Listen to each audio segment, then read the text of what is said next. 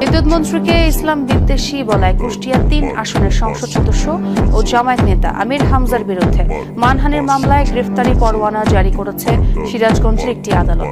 সকালে senior judicial magistrate আদালত এই পরোয়ানা জারি করে। জ্বালানি এবং বিদ্যুৎ প্রতিমন্ত্রী যে লোকটা মাহমুদ হাসান, ইকবাল হাসান মাহমুদ টুকু, একটা নাস্তিক এবং ইসলাম বিদ্বেষী, আপাতমস্তক ইসলাম বিদ্বেষী।